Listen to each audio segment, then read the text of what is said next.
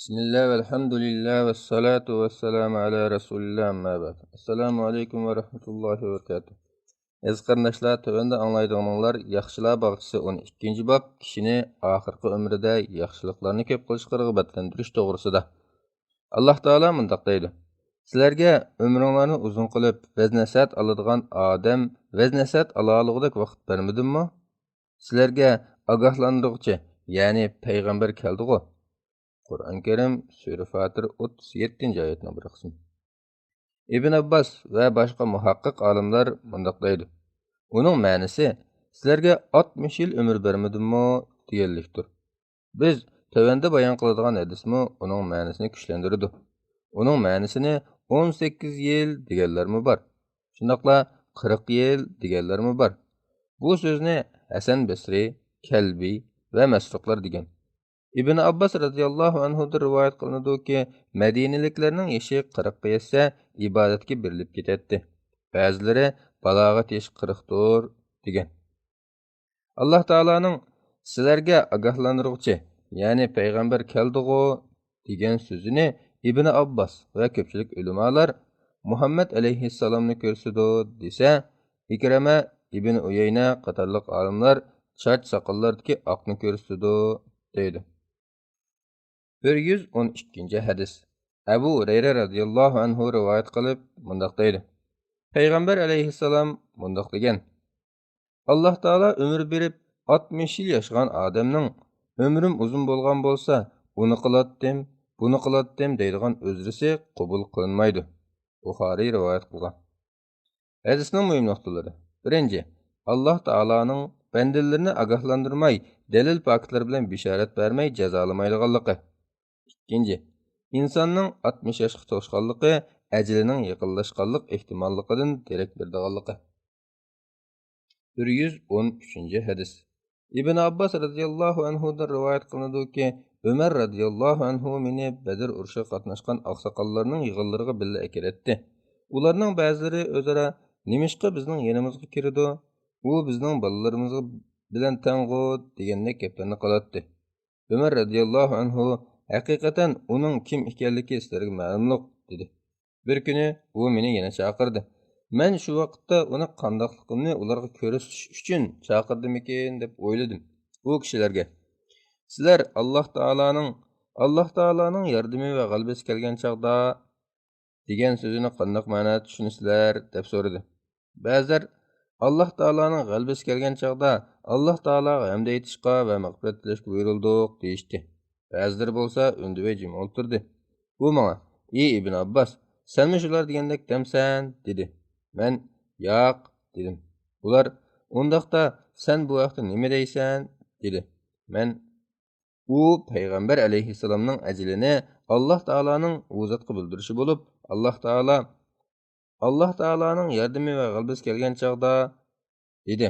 "U bo'lsa-mu ajalning alomati bo'lib, shu chaqda Rabbingga tasbih aytqin, hamd aytqin va uningdan mag'firat tiligin. Alloh taolo haqiqatan tavbani qabul qilg'uchidir" dedim. Deganlikdir dedim. Umar radhiyallohu anhu men ham bu oyatni faqat sen degan ma'noda tushunaman dedi. Buxoriy rivoyat qilgan. Hadisning muhim nuqtalari. Birinchi, Rasulullohning tavba istig'for aytishga buyurilishining ajlining yaqinlashganligidan bishorat ekanligi. Chunki tavba istig'for ishlarning oxirida bo'ladiganligi. Ikkinchi, kishi o'zining bilimining kengligi va fikrining cho'nqurligi bilan o'z tangtishlaridan ustun turadiganligi. Aqlning yoshda emas, boshda bo'ladiganligi. Uchinchi, Abdullah ibn Abbas radhiyallohu anhuning fazli va Alloh taolaning kitobi bo'lgan tushunchasining cho'nqurligi. Shunga Qur'onning tafsirshunosi degan nom bilan atalganligi. To'rtinchi, ilmning fazli va ulamolarning fazilati ekanligi. 114 hadis. Aisha radhiyallohu anhadan rivoyat qilinadiki, Alloh taolaning yordami va g'alabasi kelgan chaqda degan oyat tushgandan keyin payg'ambar alayhissalom namoz o'qisa, Subhana robbina va bihamdik. Allohumma g'firli. Ey Parvardigorimiz, seni pok deb e'tiqod qilaman. Jimi hamdu sana sana xosdir. Ey Alloh, meni mag'firat qilgin deydi. Buxoriy va Muslim rivoyat qilgan. Aisha radhiyallohu anhaning yana bir rivoyatida payg'ambar alayhissalom ruku va sajda qilgan chig'ida Qur'on Karimning ko'rsatmasi bo'yicha Subhanaka robbana va bihamdik Allohumma g'firli. Ey Parvardigorimiz, Alloh taolo, seni pok deb e'tirof qilamiz va seni madhiyalaymiz. Ey Alloh, meni mag'firat qilgin deganni ko'paytdi deyilgan. Muslimning yana bir rivoyatida mundoq deyilgan. Payg'ambar alayhissalom vafot bo'lishidan ilgari Subhana robbana va bihamdik Allohumma g'firli. Ey Alloh, sen poktursan va jami hamdu sana sana xosdir. Sendan mag'firat tilayman degan so'zlarni ko'p degan edi. Aisha radhiyallohu anha: "Ey Rasululloh, men sening yangi so'zlarni da'vatqonligingni anglayapman-go" deb so'radi. Payg'ambar alayhissalom: "Ummatimning ichida bir alomatning bo'lishi men xos qilindi. Men shuni ko'rgan chog'da u so'zni deyman. U bishorat bo'lsa-mu, Alloh taoloning yordami va g'alabasi kelgan chog'da" degan so'rini oxirigacha o'qidi. Muslimning yana bir rivoyatida payg'ambar alayhissalom subhanallohi va bihamdihi astag'firulloh va atubu ilayh. Alloh taoloni pok deb yod etaman.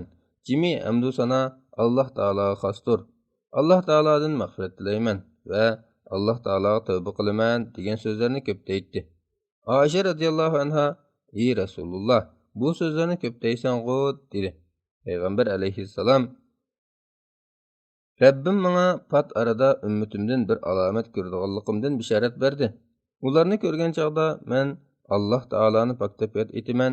Jimi hamdu sana Alloh taologa xosdir. Alloh taolodan mag'firat tilayman va tavba qilaman degan so'zni ko'p aytaman. Shubhisizki, men bu alomatlarni ko'rdim. U bo'lsa-mu Makkaning fath qilinishidir. Bu vaqtda nozil bo'lgan Alloh taoloning yordami va g'alabasi kelgan chog'da degan oyatlardir dedi. Hadisning muhim nuqtalari. 1. Payg'ambar alayhissalomning Alloh taologa yuzlanib ko'p istig'for aytadiganligi va iltijo qiladiganligi. 2.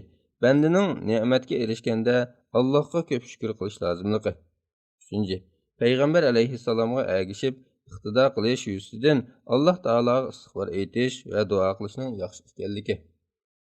115 hadis. Anas radhiyallohu anhudan rivoyat qilinadiki, ulug' Alloh taolo haqiqatan payg'ambar alayhissalomning vafotidan ilgari vahiyni kayni-kaynidan tushirib turdi. Hatto payg'ambar alayhissalom vahiy ko'p tushib turgan vaqtda vafot bo'ldi. Buxoriy va Muslim rivoyat qilgan. Hadisning muhim nuqtalari. 1. Payg'ambar alayhissalom vafot bo'lishidan ilgari vahiyning to'liq nozil bo'lib bo'lganligi. 2. Payg'ambar alayhissalomning hayotining oxirgi mezgillarida vahiyning ko'p tushganligi, payg'ambar alayhissalomning Alloh taologa texim yaqinlik hosil qilganligi, ajlining yaqinlashganligining bisharati ekanligi. 116-hadis. Jabir radhiyallohu anhu rivoyat qilib mundoq deydi. Payg'ambar alayhissalom mundoq degan: "Har qandoq banda qandoq holatda o'lgan bo'lsa, shu holatda tirildiriladi." Muslim rivoyat qilgan. Hadisning muhim nuqtalari. 1. Bandani qiyomat kunida yaxshi amallari va uning g'amroh bo'lishi uchun hayotlikda yaxshi amallarni qilishga, ibodatda, axloqda va barliq ish-harakatlarida payg'ambar alayhissalomning sunnatiga ergashishga rag'batlantirish. 2. Banda har vaqt o'limga yaqin turadiganligi uchun hamma vaqtida ko'proq toat ibodat qilishning lozimligi. Vallohu a'lam bissavob. Assalomu alaykum va rahmatullohi va barakatuh.